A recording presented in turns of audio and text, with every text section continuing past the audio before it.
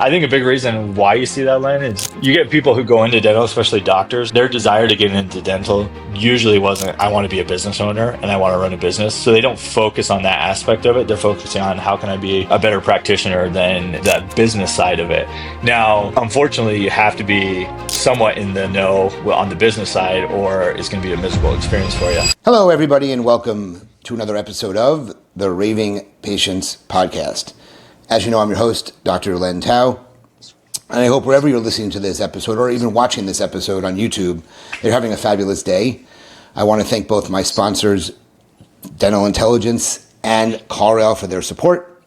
I also want to remind everybody in just a few short months, Supercharge Your Dental Practice will be here. It's September 26th and 27th in Fort Lauderdale, Florida at Pier 66 Resort. Tickets are on sale now.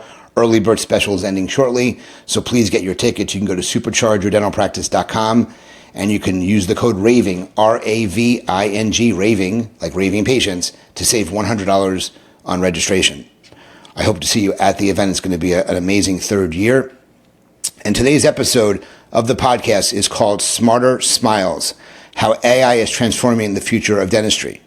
In this episode, we're going to explore how artificial intelligence is reshaping the dental industry, from streamlining office workflows to enhancing patient care. We're going to discover how AI tools are helping dental professionals diagnose, more accurately reduce appointment times, and automate administrative tasks, all while cutting costs. So my guests are Bruce Bell and Mike Nelson from Stratus AI. Bruce and Mike bring a combined 20 years of experience in dental software, having worked with industry leaders like Weave and Dental Intel. They've witnessed firsthand how technology has transformed dental practices and have deep insights into how AI is set to revolutionize the space next, saving time, improving care, and reshaping the patient experience. So please welcome to the Raving Patients Podcast, both Bruce Bell and Mike Nelson. Hey guys, thank you so much for joining me today. Yeah, great to be here.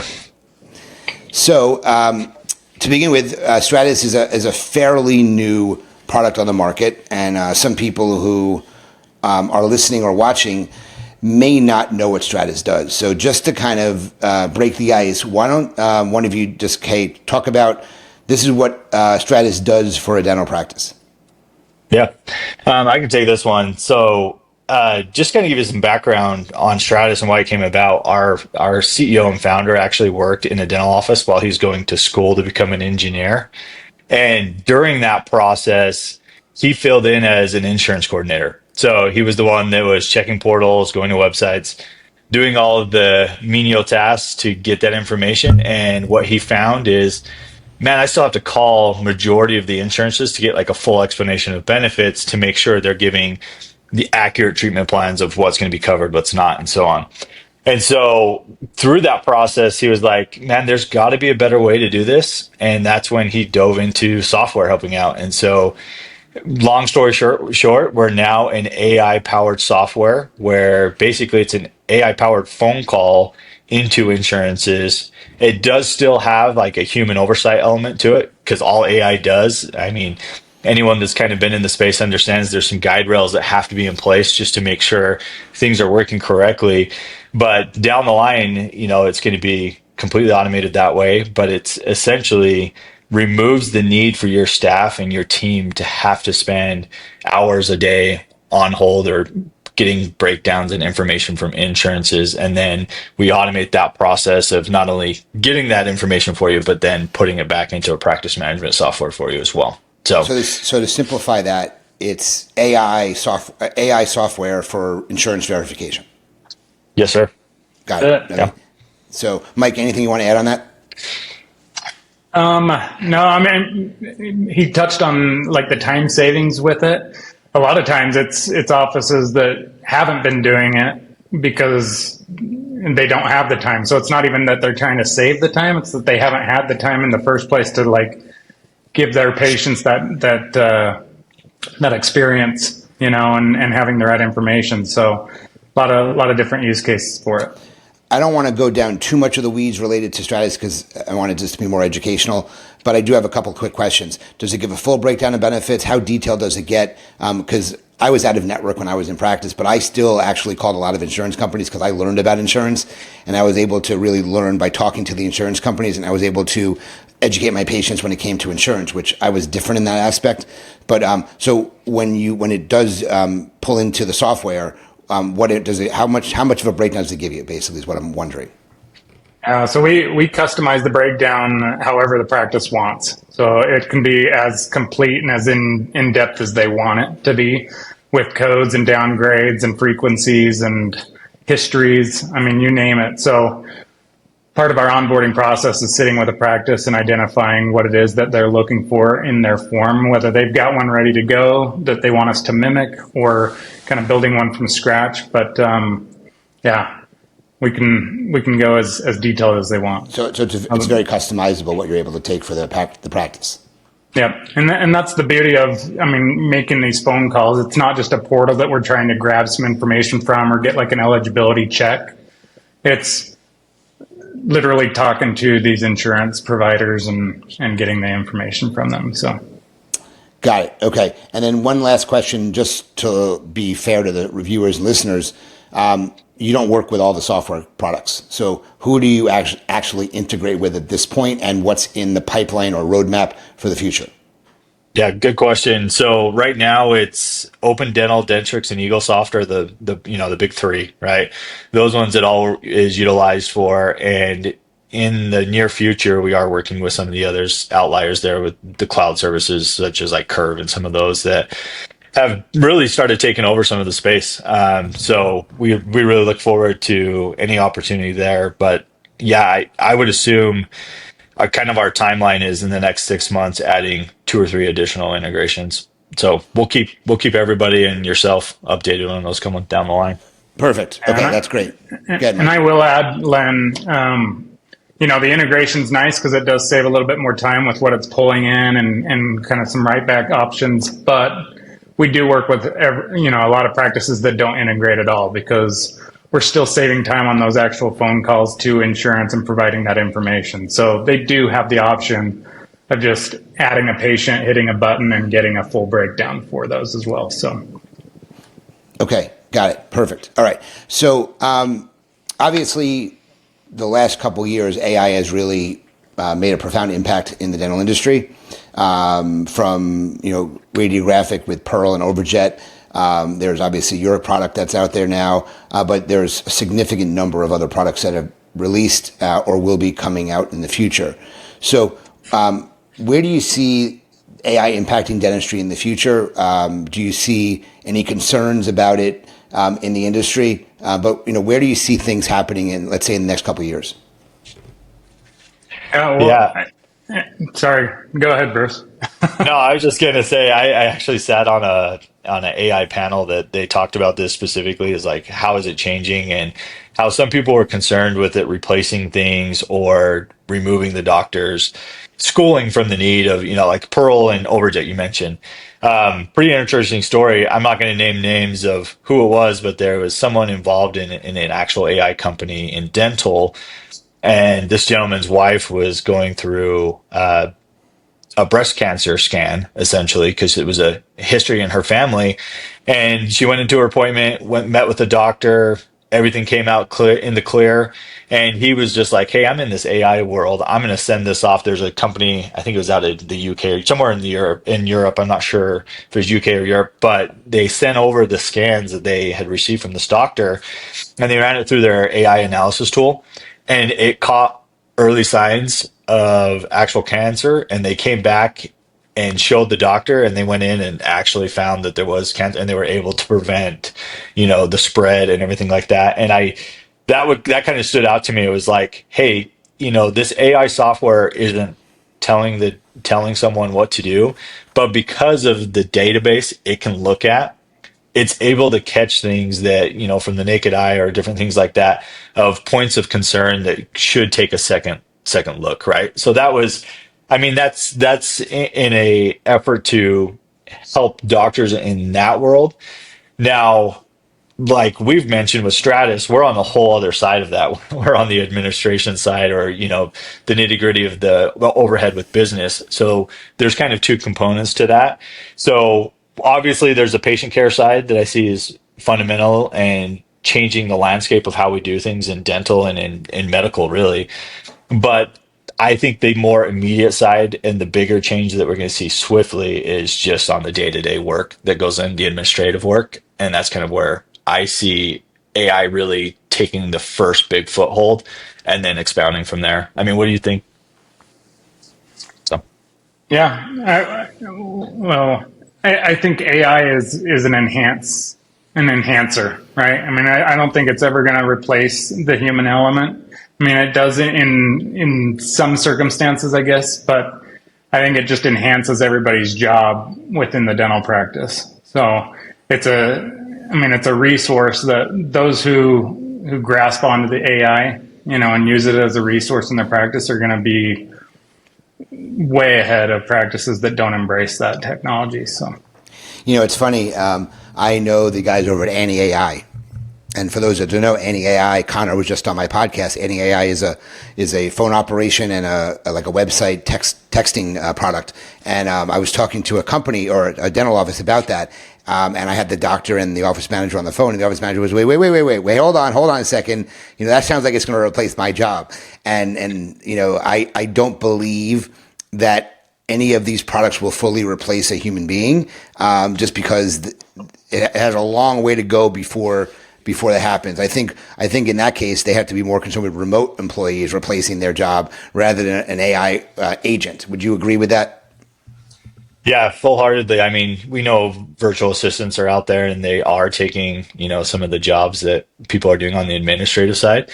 But yeah, like you said, offices who have learned to adapt and use AI for their benefit, it just makes them a stronger component of why they should be there. Because I mean, most of these conferences and doctors and staff I speak with, they feel like they have too much on their plate.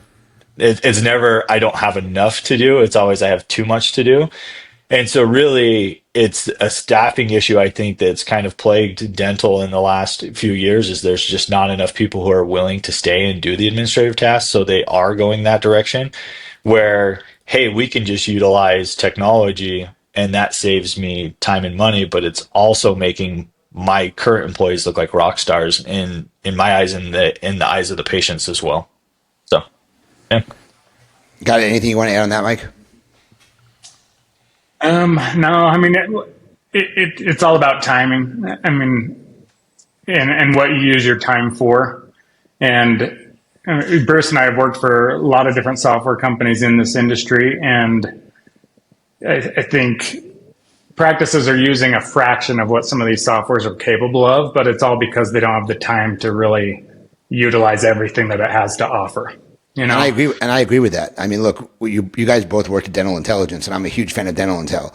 And the Dental Intel obviously has a lot of competitors because it does analytics, it does engagement, it does scheduling. So that has taken a lot of competitors, obviously, to it. Well, and it's interesting. So there's Solution Reach, there's Demand Force, there's Lighthouse, there's Yappy, all do this engagement product. But when you talk to these people, they use the same features, which is the confirmations, the reminders. They use some forms. They don't use anything else. But as you know, working for DI, there are so many other features that nobody uses. So it's really interesting that they don't fully utilize what these programs are capable of. And I laugh at it when someone says, well, I want to switch from one to the other. My question is, well, what are you looking to do? And they always say, I'm looking for confirmations and reminders and those types of things. I'm like, they all do that. There's no differentiation there. So I don't know if that's because of the industry, the way we're taught, but it's a very interesting concept that I've seen repeated over and over and over again in the industry. Yeah, I think a big reason why you see that, Len, is you get people who go into dental, especially doctors. They're not there. Their desire to get into dental usually wasn't, I want to be a business owner and I want to run a business. So they don't focus on that aspect of it. They're focusing on how can I be a better practitioner than the business side of it. Now, unfortunately, you have to be somewhat in the know on the business side, or it's going to be a miserable experience for you. And that's where these tools can be really helpful. And I, like you said with DI, that was like a very common thing is like DI is its footprint is massive and people use like this much of it. And I think that's where, again, AI is going to help out a ton is it's basically going to tell them like, hey, here's your data point set. And AI is going to be able to analyze that and tell you, hey, these are the things that you should focus on today based off of all the information that we're pulling from all these other solutions they're using. And so again, it's not replacing anybody because they already have these people have access to this information, but due to timing or not knowing what to do with that, it's just another guiding point to help them with their practice. Got it. I think there are a lot of practices who are way, way behind the times when it comes to implementing technology or marketing or anything. And there's obviously a lot of people who need to get with the times. And my concern from being a dentist and obviously being a vendor in the space as well is that a lot of practices don't know what AI is. They don't know how to deal with it. They don't know how to implement it. They are overwhelmed. The salesperson calls them up and said it's the next best thing. And so I think, basically the question is, how does a practice choose or how do they implement AI in their office is really what it is. Because again, a lot of times it's not the dentist you're speaking with. You're speaking to an office manager. You're not speaking to the decision maker directly.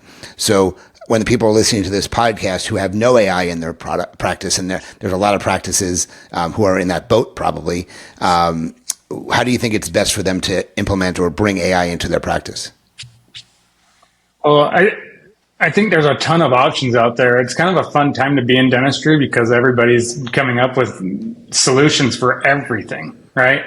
I think the biggest issue in dental right now is these offices are so busy and they're so caught up in the day-to-day that they don't take a step back and really understand what their objective is in the office. Like, what do they want to accomplish? What do they want to focus on? I think that's the first step is like, what type of a practice do we want? What type of patients do we want? How do we want, what kind of a culture do we want in the office? How much staff do we have helping us with these things? And really just kind of taking that step back and then looking at what resources are out there to help you accomplish that, because more than likely they're out there, like there's a solution for every problem. You can look at it like what's taking the most of our time, what's costing us money, what aren't we scheduling, like just look at it from kind of a 1,000-foot view. And then I would search for the solution because it's out there. It's a fun time to be in dentistry. So. Oh, I agree. Look, I love the dentistry. I'm very happy not being clinically involved anymore. But when I see these new technologies come out, I was an early adopter for any type of technology, and I actually miss it because I'm not able to use some of these technologies that would make the job in the office much, much easier. So I want to go back to Stratus for a couple of minutes here now. So we talked about Stratus being something that helps with insurance verification. So where do you see the greatest impact that Stratus will have on a practice today? Is it going to be more of a time-saving issue?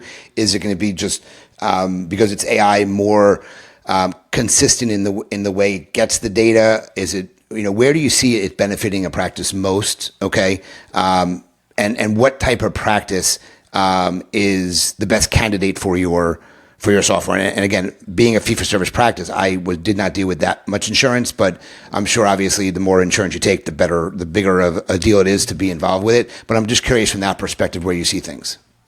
Yeah. There's kind of like two sides of that coin. So when I talk to an office and I say, tell me what's going on, how are you doing things today? There's kind of two aspects. Mike kind of hit on it earlier. There's a lot of offices who are doing nothing. They're just doing eligibility check and saying, okay, typically this insurance offers that. So that's what we're going to say to the patient is, we think it's going to cover this much. And then the bill comes back and it's like astronomically high. And the patient's like, I cannot pay all of that. And so what happens is there's write-offs in those cases, right?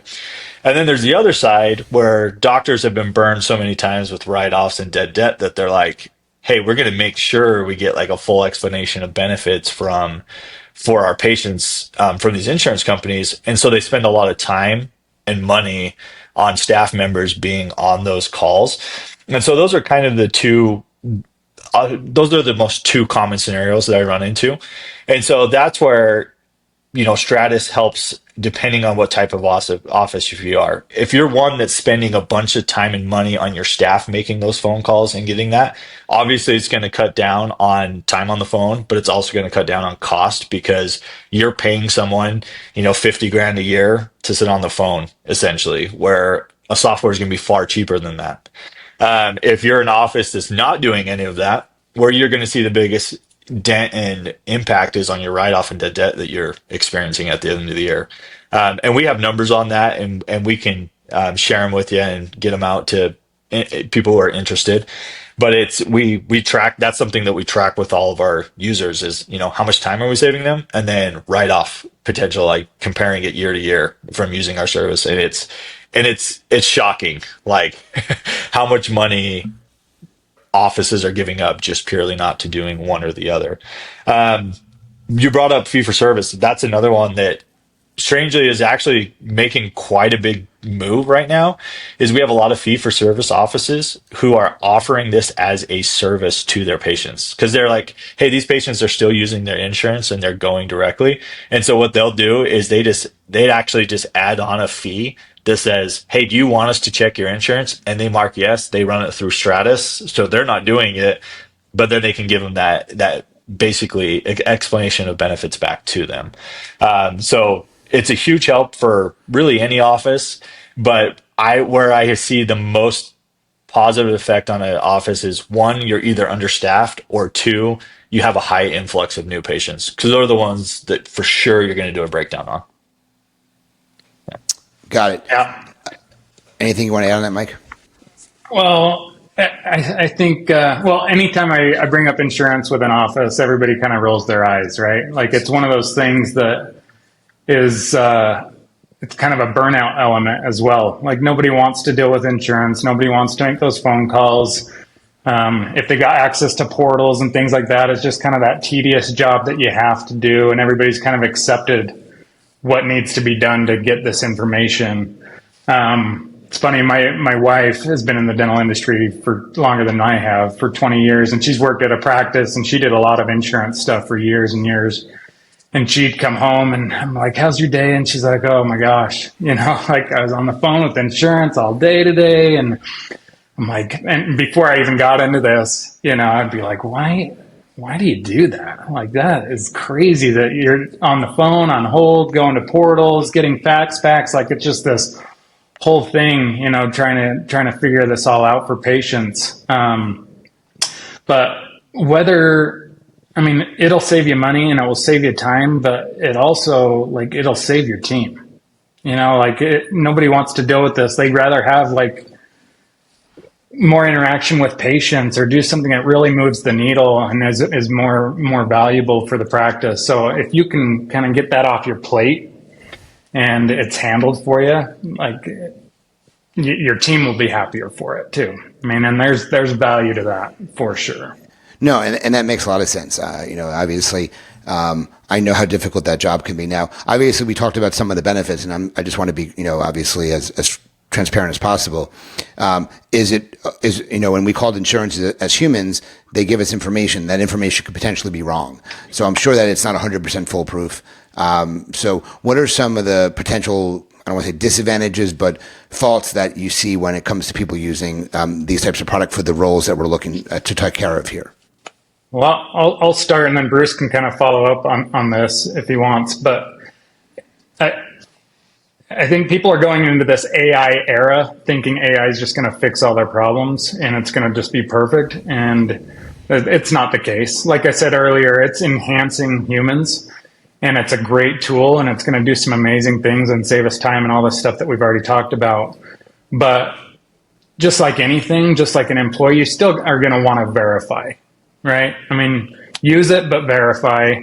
I've heard Laura Nelson say that as well when she's talking about AI and stuff. But use it, but verify. And that goes with any AI tool. It's doing some amazing things, and it gets better and better and better. Bruce talked about building guardrails and training these AI components. There's things that we're doing that's kind of looking at databases and kind of double checking things. But is it 100%?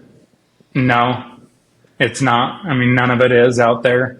And we still have to use our brains and we still have to verify, but it definitely has value. So, Bruce, anything to add to that?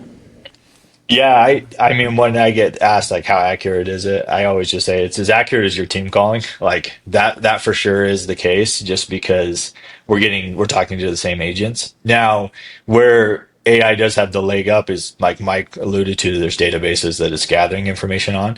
And because it can have that recall of, hey, I've worked with this insurance in the past, this is the information that I got on this policy.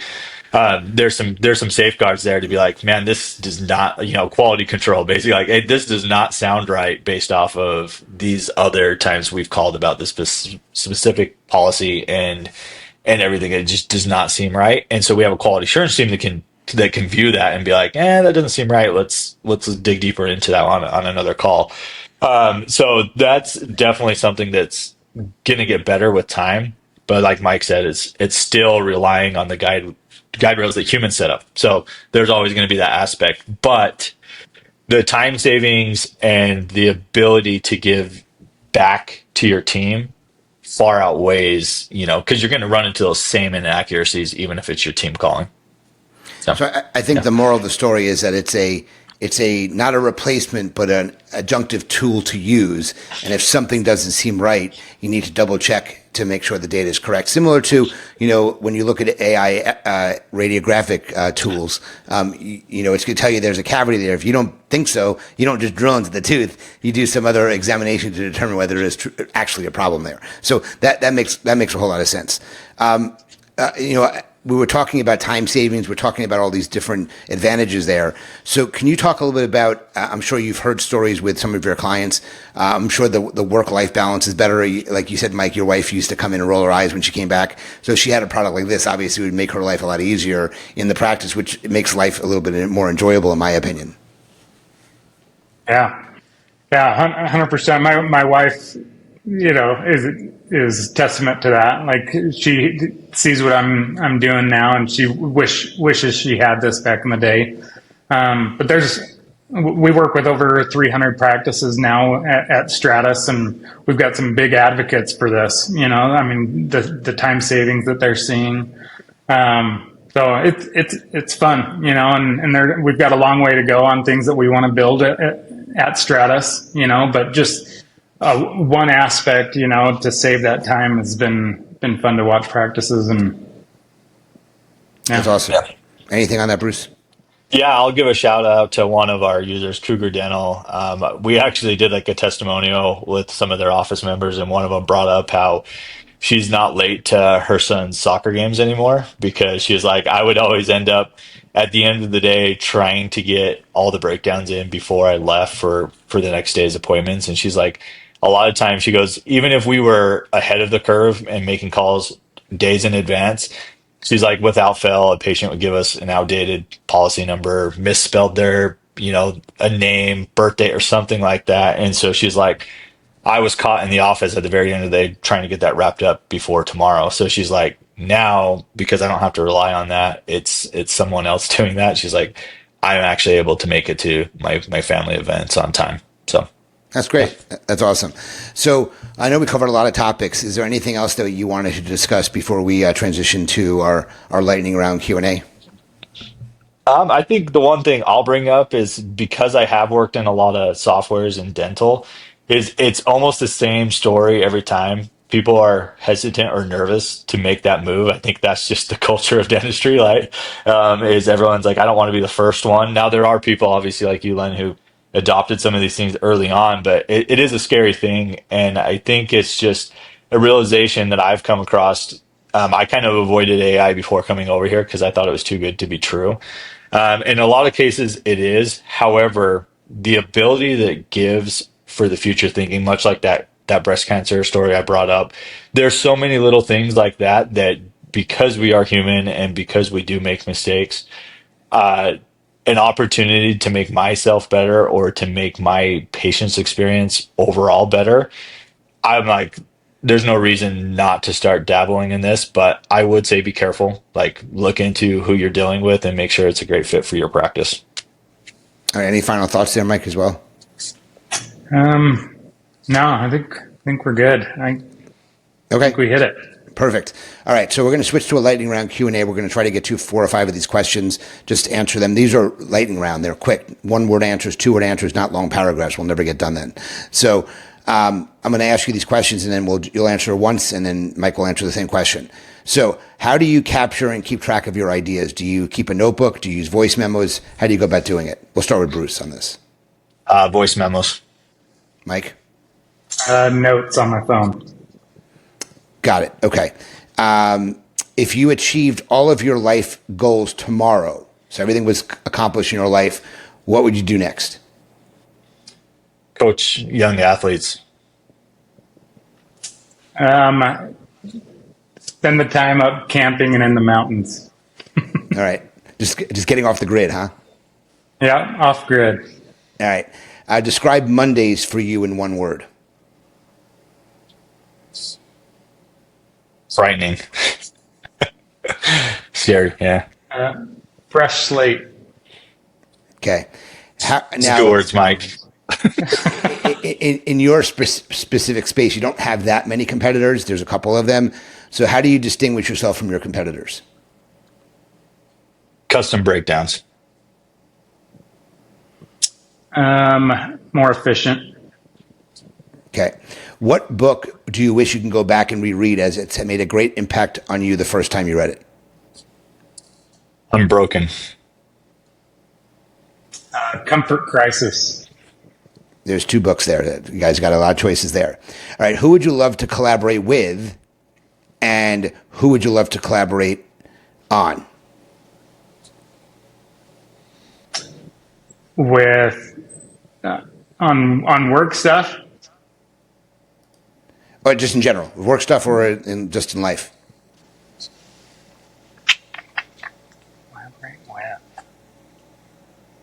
Good question. Bruce, what do you think? Jack Carr, I think, would be a fun person to collaborate with on his. I don't know if you've read his books, but huge fan of Terminal List. But I'd love to get behind the weeds in that. That'd be awesome. Anything, Mike? I'll collaborate with. There's some.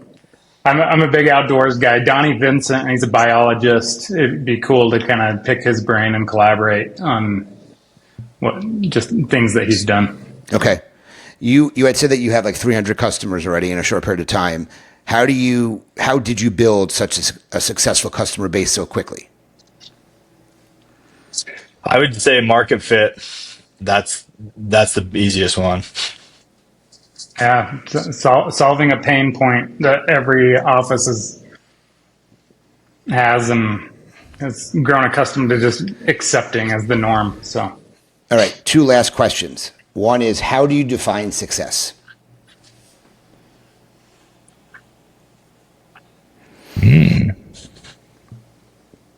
Making me think too hard.